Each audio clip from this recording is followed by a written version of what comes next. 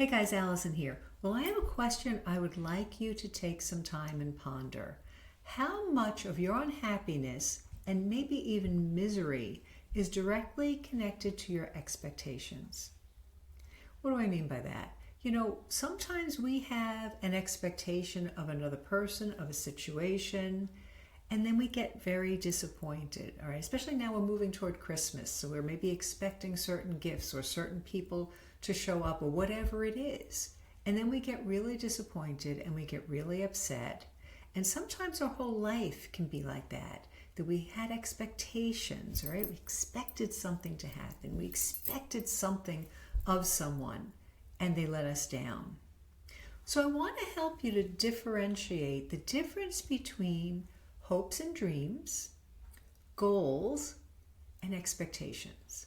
Right? Hopes and dreams are those things that may or may not happen, but we hope they will. We dream about them. But in order to make them a reality, we then need to set goals. And goals mean that we find and devise ways to implement that will bring those things to fruition. So if I have a specific goal, then I need to set up action steps. And this is where a coach is super, super helpful. Set up action steps to actually achieve that goal. So it's something within my control, right? But expectations are different because they rely on other people, and other people can let you down.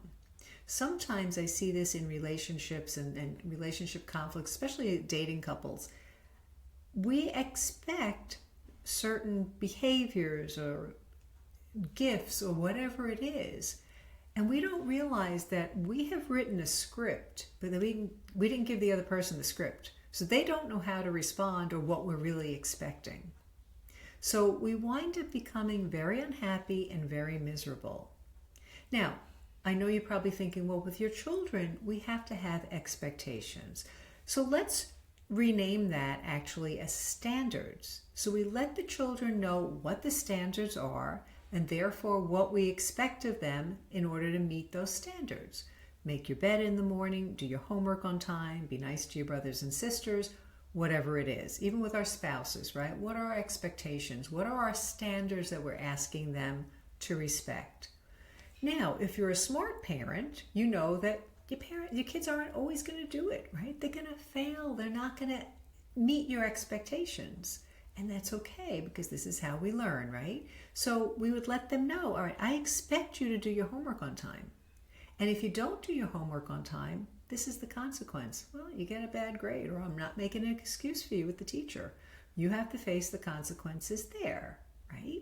So expectations, though, without that conversation, without consequences, just make you miserable. So for instance, you invite people over at 2 o'clock and you expect them to show up within a reasonable time frame, maybe by 2:30 at the latest, because you've planned dinner or appetizers at 3 o'clock. But somebody shows up at 4:30 and there's no real good excuse. It wasn't like they just got stuck with a flat tire, but maybe they do that a lot. So you let them know that they were expected at a certain time. The natural consequence is, if you don't show up, we don't hold dinner and make everybody eat cold food because you showed up so late. Now, we might keep a plate warm, sometimes there's extenuating circumstances. But imagine if you allow yourself to get so upset because they didn't show up when they were supposed to. You're making your own misery that way. So to understand, we have a standard. We let people know what that standard is. In other words, our expectation of them. We've got to let them know. But we also have to have a backup plan or a consequence if that expectation is not met. But so often we have expectations, and I was very guilty of this, especially when I was younger, that were really my hopes, that I didn't really communicate clearly. And therefore I allowed myself to get really, really upset all the time because my expectations were not met.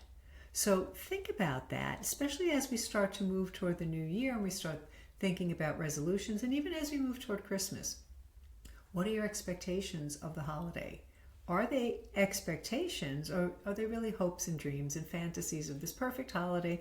Everybody gathered around the fireplace and we're all singing Christmas carols. Great if it happens. life isn't always that clear and perfect, right? Families can be difficult. There's, so just know what your hopes and dreams are. Communicate what your standards and expectations are, but be very clear in your own head that if you're expecting something, is it something you've communicated? Or is it a script that you wrote that you didn't give the other person and then you get mad at them because they didn't know their lines? So think about that. Hope you all have a wonderful, wonderful Christmas. And we're going to talk more about this in the new year. How to set goals, how to not be miserable. We want to be happy, right? So God bless you.